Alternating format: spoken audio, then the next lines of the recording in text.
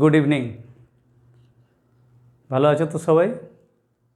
দেখো, তোমরা যারা এই 2021-এ মাধ্যমিক দিতে চলেছো, তোমরা সবাই পরিবর্তিত যে সিলেবাস সেটা তোমরা পেয়ে গেছো।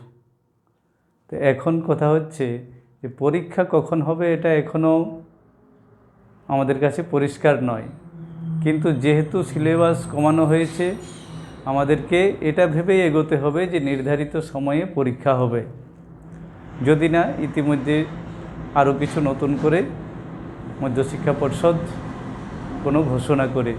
তো সেই মতো আমাদেরকে এগোতে হবে যে নির্ধারিত সময়ে পরীক্ষা হবে। আর যেহেতু সিলেবাসটা খুব ছোট হয়ে গেছে, তাই আরও ডিটেলসে তোমাদেরকে পড়তে হবে। তাই আমি বলবো যে যে 3টে চ্যাপ্টার তোমাদেরকে জীবনবিজ্ঞানের ক্ষেত্রে দিয়েছে, যে প্রথম 3টে চ্যাপ্টার, এগুলো আরও খুঁটিয়ে পড়ার অভ্যাস করো, বারবার রিডিং দাও এবং খুব ভালোভাবে এটাকে যত বেশি তোমরা রিডিং দিতে পারবে তত তোমাদের আত্মবিশ্বাস তৈরি হবে। তো যদি এই 3টে চ্যাপ্টার থেকেই 90 নম্বরের প্রশ্ন আসে, সেক্ষেত্রে বুঝতেই পারছো যে অনেক ডিটেলসে তোমাদেরকে পড়াশোনা জারি রাখতে হবে।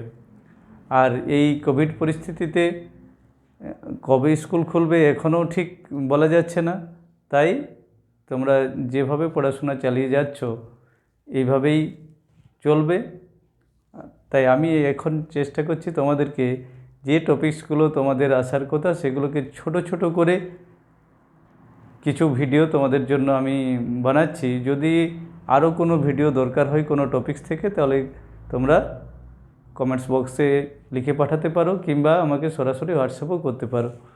তো আজকে আমরা যে বিষয়টি নিয়ে আলোচনা করব তা হচ্ছে ক্রোমোজোম। ক্রোমোজোম থেকে বড় প্রশ্নও আসতে পারে, আবার সংক্ষিপ্ত প্রশ্ন 2 নম্বরও আসতে পারে। তাই ডিটেলসে আমাদের ক্রোমোজোম সম্পর্কে জানতে হবে। ক্রোমোজোম ক্রোমোজোম কথাটার সঙ্গে তোমাদের অলরেডি পরিচয় হয়েছে। ক্রোমোজোম কোথায় থাকে বা ক্রোমোজোম কী জিনিস? ক্রোমোজোম হচ্ছে আমাদের বংশগত যে বৈশিষ্ট্যগুলো, এই বংশগত বৈশিষ্ট্যগুলোর ধারক, বাহক ও নিয়ন্ত্রক। এই ক্রোমোজোমের মধ্যে থাকা জিন মূলত আমাদের এই বংশগত বৈশিষ্ট্যগুলোকে এক বংশ থেকে বা এক জনু থেকে অন্য জনুতে নিয়ে যায়। তাহলে ক্রোমোজোম জিন বহন করে। তো প্রকৃতপক্ষে ক্রোমোজোমগুলো কি? ক্রোমোজোম যদি আমরা বিশ্লেষণ করি বা আমরা কোষ জানি আমরা যে কোষের মধ্যে কি আছে, নিউক্লিয়াস আছে। নিউক্লিয়াসের মধ্যে কি থাকে? নিউক্লিয় জালক। এই নিউক্লিয় জালকগুলো থেকেই ক্রোমোজোম সৃষ্টি হয়। আমরা জানি মানুষের ক্রোমোজোম সংখ্যা কত? 46টি, তাই তো? মানুষের ক্রোমোজোম সংখ্যা 46, এরকমভাবে বলাটা ঠিক নয়। মানুষ প্রজাতির ক্রোমোজোম সংখ্যা হচ্ছে 46। শুধু যদি বলি যে আমার মানুষের ক্রোমোজোম সংখ্যা 46, মানে এরকম হয়ে যাচ্ছে যে আমার শরীরে 46টি ক্রোমোজোম আছে। প্রকৃতপক্ষে এই মানুষ প্রজাতির ক্রোমোজোম সংখ্যাটা হচ্ছে 46। আমাদের প্রত্যেকটি দেহকোষে 46টি করে ক্রোমোজোম আছে। তোমার শরীরের যেখান থেকেই কোনো একটা কোষ নেওয়া হোক না কেন, দেহকোষ, তার মধ্যে আমরা 46টি ক্রোমোজোম পাবো। তো এই ক্রোমোজোমগুলো কি থেকে সৃষ্টি হয়? নিউক্লিয়াস মধ্যস্থ নিউক্লিয় জালক থেকে এগুলো সৃষ্টি হয়। কোষ বিভাজনের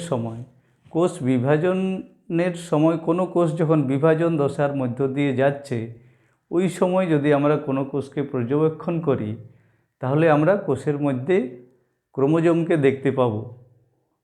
নতুবা অন্য সময় যদি কোষকে পর্যবেক্ষণ করা হয় সেক্ষেত্রে আমরা ক্রোমোজোম খুঁজে পাব না, সেখানে ওই নিউক্লিয়াস মধ্যস্থ নিউক্লিয় জালকগুলোকেই দেখতে পাব। তো এই নিউক্লিয় জালকগুলো কুণ্ডলীকৃত হয়ে তৈরি করে ক্রোমোজোম। তো নিউক্লিয়াসের মধ্যে একটা ম্যাক্রোমলিকুলস যার নাম হচ্ছে ডিএনএ থাকে। ডিএনএ এর পুরো নাম ডিঅক্সি রাইবোনিউক্লিক অ্যাসিড। এই ডিঅক্সি রাইবোনিউক্লিক অ্যাসিড বা ডিএনএ আংশিক মুক্ত অবস্থায় বা মুক্ত অবস্থায় কোষের নিউক্লিয়াসের মধ্যে আছে। এই ডিএনএ থাকে আর কি।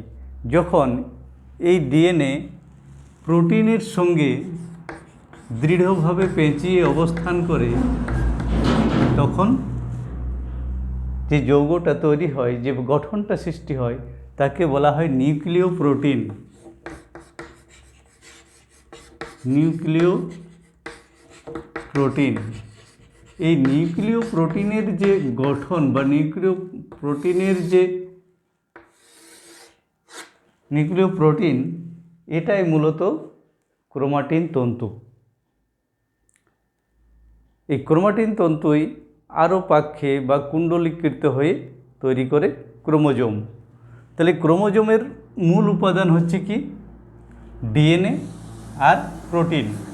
পরে তোমরা ডিটেলসে জানবে এখানে দু ধরনের প্রোটিন থাকে, হিস্টোন প্রোটিন আর নন হিস্টোন প্রোটিন।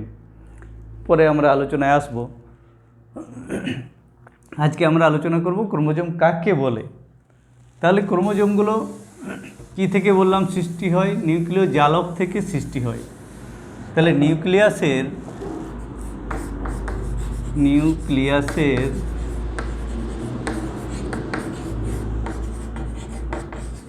নিউক্লিয় জালক থেকে সৃষ্ট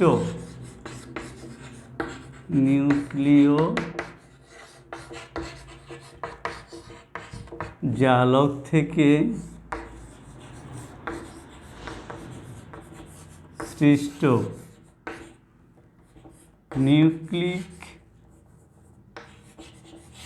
নিউক্লিক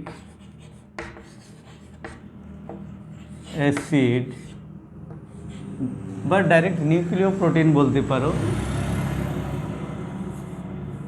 নিউক্লিয়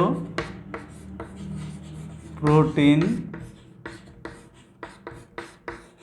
নির্মিত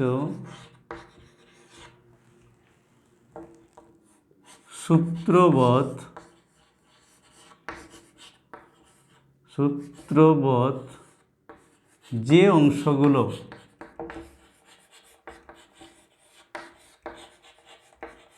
বংশগত বৈশিষ্ট্যের বা বংশগত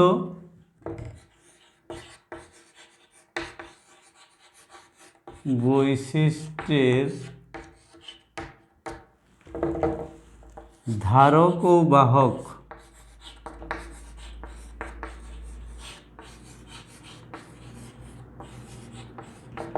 এবং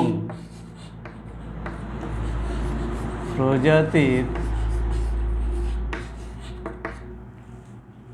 পরিব্যক্তি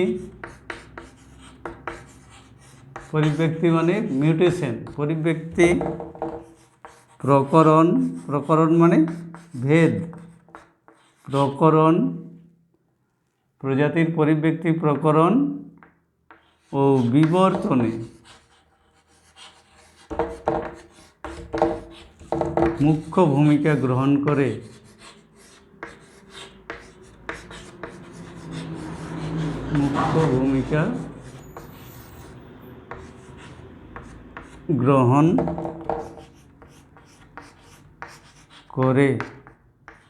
তাকে ক্রোমোজোম বলে।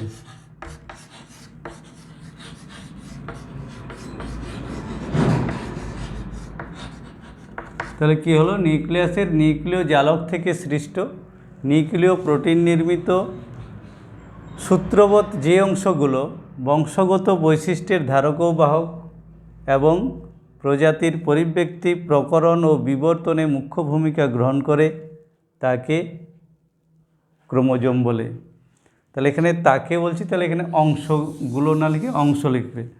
সূত্রবৎ যে অংশ বংশগত বৈশিষ্ট্যের ধারক বাহক এবং প্রজাতির পরিব্যক্তি প্রকরণ ও বিবর্তনে মুখ্য ভূমিকা গ্রহণ করে তাকে ক্রোমোজোম বলে। তাহলে সংজ্ঞাটা থেকে আমরা বুঝতে পারছি যে নিউক্লিয়াসের নিউক্লিয় জালক থেকেই ক্রোমোজোম সৃষ্টি হয়। আর এর মূল উপাদান কি? ওই যে বললাম এই নিউক্লিয় প্রোটিনের মধ্যে কি কি আছে? ডিএনএ আর প্রোটিন। ডিএনএ অর্থাৎ নিউক্লিক অ্যাসিড আর প্রোটিনগুলো হয় দু ধরনের, এটাও মনে রাখবে, হিস্টোন প্রোটিন আর নন হিস্টোন প্রোটিন।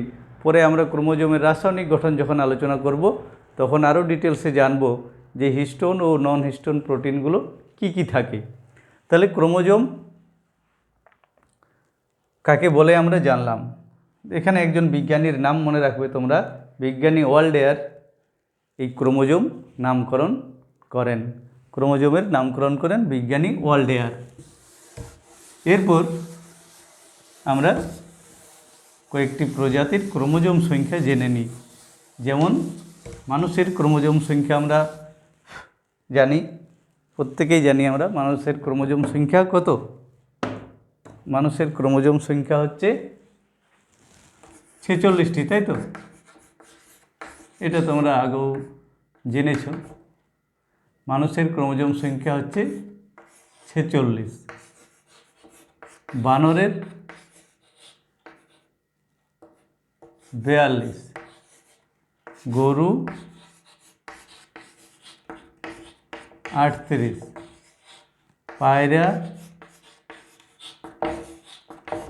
80। তাহলে দেখতে পাচ্ছ যে বিভিন্ন প্রজাতির ক্রোমোজোম সংখ্যা বিভিন্ন রকম হয়। মানুষের 46, বানরের 42, গরুর 38, পায়রার 80। এরকমভাবে উদ্ভিদের ক্ষেত্রেও আমরা আলাদা আলাদা দেখতে পাই। যেমন মটরের ক্ষেত্রে মটর গাছ এর 14টা। আমাদের যে ধান তার 24টা। আলু এর ক্রোমোজোম সংখ্যা আলুর মধ্যে 48। তাহলে বিভিন্ন প্রজাতির ক্রোমোজোম সংখ্যা বিভিন্ন হয়। পরবর্তীতে আমরা যখন কোষ বিভাজন পড়ব, কোষ বিভাজনের সময় আমরা আলোচনা করব যে এই ক্রোমোজোম সংখ্যাগুলো কিভাবে একই আছে বংশ পরম্পরায়, বা যেমন প্রত্যেকটি মানুষেরই আমরা ধরি যে সব মানুষেরই ক্রোমোজোম সংখ্যা 46, এটা কিভাবে সম্ভব হয়। তাহলে ক্রোমোজোম সংখ্যাগুলো একটু মনে রাখবে। আবার ক্রোমোজোম সংখ্যা খুব কমও হতে পারে, আবার এগুলোর চেয়ে অনেক বেশি হতে পারে। যেমন এসকারিস বলে একটা কৃমি ঘোড়ার শরীরে থাকে। ঘোড়ার শরীরে থাকা এসকারিসের এই ক্রোমোজোম সংখ্যা মাত্র 2, তাহলে দুটোও থাকতে পারে। আবার এদের বিভিন্ন আছে। আবার কোনো প্রাণী আছে, কিছু আদ্য প্রাণী আছে যার ক্রোমোজোম সংখ্যা 1000-এরও বেশি, 1600 মতো ক্রোমোজোম থাকতে পারে একটি মাত্র জীবেরই। তো যাই হোক, এই কয়েকটি তোমরা মনে রাখবে। তো এই ক্রোমোজোমগুলো কত প্রকার? আমাদের মানুষের শরীরে যে ক্রোমোজোমগুলো আছে সেগুলো কত প্রকারের তা আমরা আজকে আলোচনা করব। ক্রোমোজোমের প্রকারভেদ।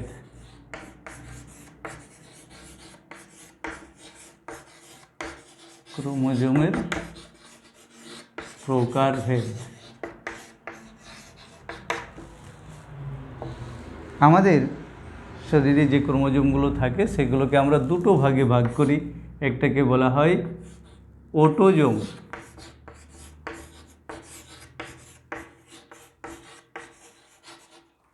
বা দেহ ক্রোমোজোম,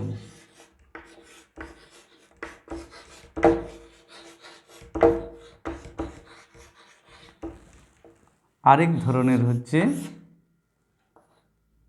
সেক্স ক্রোমোজোম,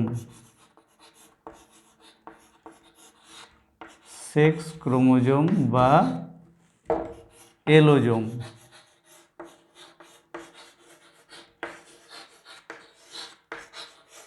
তাহলে আমাদের শরীরে যে ক্রোমোজোমগুলো আছে তাদেরকে আমরা দুটো ভাগে ভাগ করি, একটা হচ্ছে অটোজোম বা দেহ ক্রোমোজোম, আর একটা হচ্ছে সেক্স ক্রোমোজোম বা এলোজোম। তো এই অটোজোম কাকে বলে আর সেক্স ক্রোমোজোম কাকে বলে? যে ক্রোমোজোমগুলো আমাদের দৈহিক বৈশিষ্ট্যগুলো নিয়ন্ত্রণ করে বা দৈহিক বৈশিষ্ট্যগুলো প্রকাশের জন্য যে ক্রোমোজোমগুলো দায়ী, সেই ক্রোমোজোমগুলোকে বলা হয় অটোজোম বা দেহ ক্রোমোজোম। অর্থাৎ আমাদের গায়ের রং কেমন, আমি কতটা লম্বা বা বেঁটে, আমার চুলের রং কেমন, চুলের প্রকৃতি কেমন, অর্থাৎ চুলটি মসৃণ বা কোঁকড়ানো, জীব কেমন, রোলার জীব না স্বাভাবিক জীব, কানের লতি কেমন, হাতের দৈর্ঘ্য কেমন ইত্যাদি, আমাদের যে বৈশিষ্ট্যগুলো, নাকের আকৃতি কেমন, এই যে দৈহিক বৈশিষ্ট্যগুলো, এগুলো প্রকাশের জন্য যে ক্রোমোজোমগুলো দায়ী হয় সেই ক্রোমোজোমগুলোকে আমরা বলি অটোজোম, বা যে ক্রোমোজোমগুলো আমাদের এই বৈশিষ্ট্যগুলো প্রকাশে সহায়তা করে তাদেরকেই বলা হয় অটোজোম বা দেহ ক্রোমোজোম। এদের সংখ্যা হচ্ছে আমাদের শরীরে 44টি। তাহলে 44টি অটোজোম আছে। তাহলে আমাদের শরীরে বলতে প্রত্যেকটি দেহকোষেই আমরা 44টি অটোজোম পাবো। ওই যে 46টি ক্রোমোজোম বলা হচ্ছে, যে মানুষের ক্রোমোজোম সংখ্যা 46, তো প্রত্যেকটি দেহকোষে 46টি ক্রোমোজোম ও দুটো সেক্স ক্রোমোজোম আছে।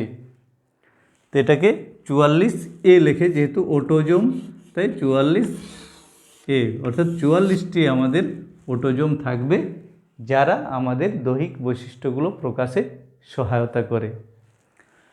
আর সেক্স ক্রোমোজোম, তাহলে আর কটা বাকি থাকলো? আমাদের 46টি ক্রোমোজোম আছে আমরা জানি, তাহলে দুটো ক্রোমোজোম আছে যাদেরকে আমরা বলি সেক্স ক্রোমোজোম। তো এই সেক্স ক্রোমোজোমগুলো দু ধরনের হয়, একটা হচ্ছে এক্স আর একটা হচ্ছে ওয়াই। এই দু ধরনের সেক্স ক্রোমোজোম বা এলোজোম মানুষের দেহে আছে। তো পুরুষ দেহে থাকে এক্স আর ওয়াই, এই দুটো ক্রোমোজোম একসঙ্গে, আর স্ত্রী দেহে থাকে এক্স এক্স, এই দুটো সেক্স ক্রোমোজোম। এরা কি করে? এদের কাজ হচ্ছে লিঙ্গ নির্ধারণ করা, অর্থাৎ কোনো একটা জীব পুরুষ না স্ত্রী সেটা এই ক্রোমোজোমগুলো দ্বারা নিয়ন্ত্রিত হয়, বা এই ক্রোমোজোমগুলো স্ত্রী বা পুরুষ বৈশিষ্ট্য প্রকাশের জন্য দায়ী থাকে। তাহলে সেক্স ক্রোমোজোমগুলোর কাজ হচ্ছে জীবের লিঙ্গ নির্ধারণ করা, অর্থাৎ জীবটি পুরুষ হবে না স্ত্রী হবে তা নির্ধারিত হয় ওই জীবের শরীরে উপস্থিত এলোজোমের প্রকৃতির উপর। অর্থাৎ এলোজোম বা সেক্স ক্রোমোজোমগুলো তার কীরকম আছে তার প্রকৃতির উপর নির্ভর করে যে সেই জীবটার লিঙ্গ কি হবে, অর্থাৎ সেটা পুরুষ হবে না স্ত্রী হবে। তাহলে আমাদের শরীরে দু ধরনের আমরা সেক্স ক্রোমোজোম দেখতে পাই, একটা হচ্ছে এক্স, একটা ওয়াই। স্ত্রী দেহে থাকে এক্স এক্স বলে দুটো সেক্স ক্রোমোজোম, আর পুরুষ দেহে থাকে একটা এক্স ক্রোমোজোম আর একটা ওয়াই ক্রোমোজোম। তাহলে এবার আমরা বলতে পারি যে পুরুষ দেহে, তাহলে এটা পুরুষ মানুষের দেহকোষে ক্রোমোজোম সংখ্যা কেমন হবে? তাহলে 44টি অটোজোম থাকবে, আর সেক্স ক্রোমোজোম কি থাকবে? পুরুষদের ক্ষেত্রে থাকবে এক্স ও ওয়াই। তাহলে এইটা হচ্ছে কি পুরুষ, আর মহিলাদের ক্ষেত্রে কি থাকবে? 44টি অটোজোম আর দুটো সেক্স ক্রোমোজোম। মহিলাদের ক্ষেত্রে এই সেক্স ক্রোমোজোমগুলো একই ধরনের হয়, অর্থাৎ দুটোই এক্স। তাহলে এইটা হলো স্ত্রীজীব বা মহিলা। তাহলে পুরুষদের ক্ষেত্রে থাকবে এক্স ওয়াই, মহিলাদের ক্ষেত্রে থাকবে এক্স ওয়াই, বা অন্যভাবে বলতে পারো ছেলেদের ক্ষেত্রে থাকবে সেক্স ক্রোমোজোমগুলো এক্স ওয়াই, আর মেয়েদের ক্ষেত্রে থাকবে সেক্স ক্রোমোজোম দুটো একই রকম এক্স এক্স। এবার দেখো, যখন আবার আমরা জানি যে আমাদের শরীরে দু ধরনের কোষ আছে, দেহকোষ আর জননকোষ। দেহকোষে ক্রোমোজোম সবসময় ডিপ্লয়েড সংখ্যায় থাকে, মানে ডিপ্লয়েড সেটে থাকে। ডিপ্লয়েড সেট কাকে বলে?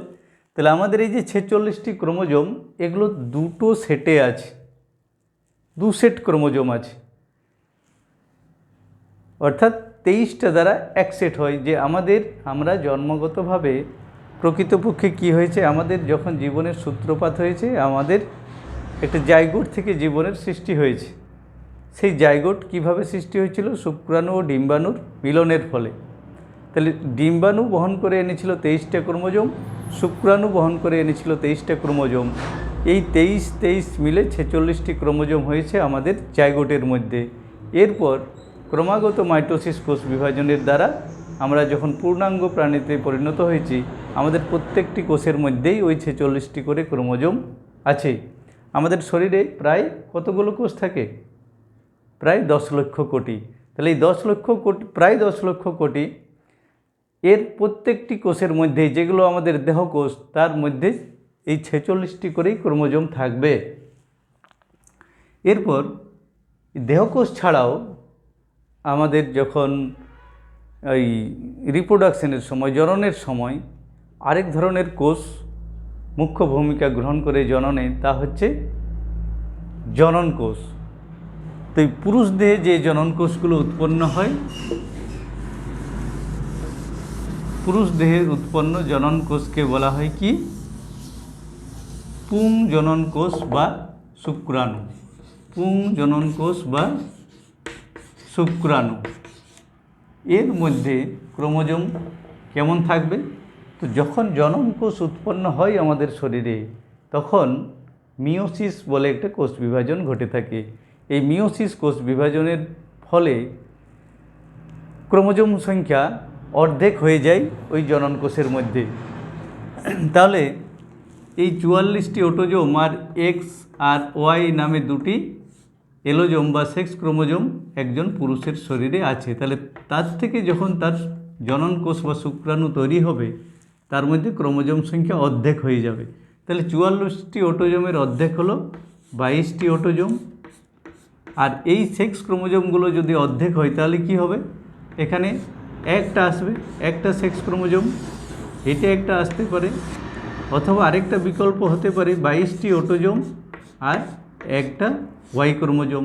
তাহলে এরকম দু ধরনের শুক্রাণু পুরুষের দেহে উৎপন্ন হয়, বা দু ধরনের জনন কোষ পুরুষ দেহে উৎপন্ন হয়। তাহলে দু ধরনের জনন কোষ তৈরি হচ্ছে পুরুষ দেহে। আর স্ত্রী দেহে কি হয়? স্ত্রী দেহে কি ছিল?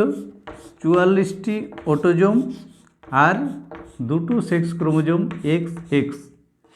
এই ক্ষেত্রে যখন মিওসিস কোষ বিভাজনের মধ্য দিয়ে ডিম্বাণু তৈরি হবে, তখন ডিম্বাণুর মধ্যে কি হবে? ক্রোমোজোম সংখ্যা অর্ধেক হয়ে যাবে। তাহলে কি হবে? 22টি অটোজোম আর এই দুটো সেক্স ক্রোমোজোমের মধ্যে একটা আসবে এক্স, অথবা আরেকটা বিকল্প কি হতে পারে? এই এক্সটা হতে পারে। তাহলে 22টি অটোজোম প্লাস এক্স। তাহলে কি হচ্ছে দেখো, যে ডিম্বাণু যতগুলোই উৎপন্ন হোক না কেন, এখানে ক্রোমোজোম, সেক্স ক্রোমোজোম একই থাকছে, এক্সে। ওর তো এক্সেই ছিল, দুটো সেক্স ক্রোমোজোম ছিল এক্স এক্স। তাহলে ডিম্বাণুর মধ্যে সবসময় 22টি অটোজোম আর একটি এক্স ক্রোমোজোম থাকবে। অর্থাৎ এক্ষেত্রে একই ধরনের গেমেট তৈরি হবে মহিলাদের ক্ষেত্রে। তাই এটাকে বলা হয় একই ধরনের গেমেট, এগুলোকে বলা হয় হোমোগেমেট। আর পুরুষ দেহে দু ধরনের গেমেট পাই, একটা এক্স ক্রোমোজোম যুক্ত, একটা ওয়াই ক্রোমোজোম যুক্ত। তাই এটাকে বলা হয় হেটেরোগেমেট। তাহলে আমরা ক্রোমোজোম কাকে বলে জানলাম, কী থেকে ক্রোমোজোম সৃষ্টি হয়, আর ক্রোমোজোমের প্রকারভেদ জানলাম, তাই তো? পরের ক্লাসে আমরা আলোচনা করব যে ক্রোমোজোমের মধ্যে থাকা জিন কাকে বলে ও জিনের কিছু বৈশিষ্ট্য নিয়ে আলোচনা করব। আজকে এখানেই রাখি। এই ভিডিওগুলো কেমন হচ্ছে এটা তোমরা কমেন্ট বক্সে লিখে পাঠাবে, বা তোমাদের সাউন্ড ঠিকঠাক শুনতে পাচ্ছ কি না, যদি কোনো সমস্যা থাকে বা কোনো সাজেশন থাকে, তাহলে তোমরা লিখে পাঠাবে, কমেন্ট করবে। আর পরবর্তী ক্লাসে আমরা এর পরবর্তী দিকটা আরও এরকম ছোট ছোট টপিকস করে আমি কিছু ভিডিও তোমাদের জন্য বানাবো। ঠিক আছে, আজকে তাহলে এখানে রাখি।